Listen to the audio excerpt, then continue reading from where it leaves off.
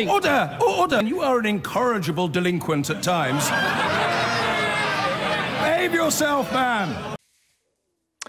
Now, after the weekend's UN climate summit wrapped up in Poland, the agreements reached were described as a historic success. But in the cold light of day outside the conference hall, whether it is enough to turn the tide on global warming remains to be seen, especially with the US, one of the world's biggest polluters, of course, promising to pull out of the whole agreement. This weekend, the crunch climate talks in Poland ended in celebration. 2 weeks of haggling delivered a complicated rule book for making the international cuts in greenhouse gases agreed at historic talks in Paris in 2015. But should the world be jumping for joy? It was a unanimous agreement on this rule book, and that was a huge achievement. So that's all fine and good, but now we come and look and see what it is that they're promising, and it's nowhere near enough. Even if the countries meet the obligations that they made at Paris, the temperature rise will be over 3 degrees by 2100 and still rising. This red line shows how emissions will rise by 2030 if everyone sticks to the cuts agreed at the Paris and Poland talks.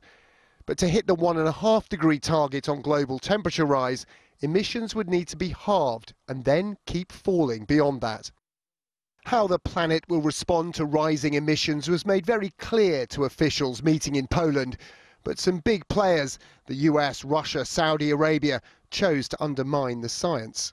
Because what it says is that every aspect of human activity creating greenhouse gases must change fast. How we use land and produce food accounts for about a quarter. Radical shifts like changing what we eat are needed.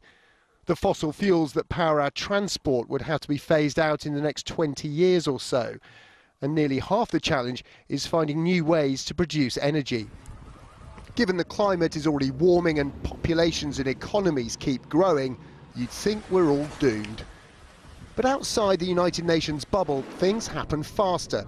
Take today's news that installation of offshore wind power capacity in the UK has doubled in just 12 months. We know two things about climate change. Firstly, the impacts have happened much quicker than we thought that they would and are more serious than we thought they would be at this stage.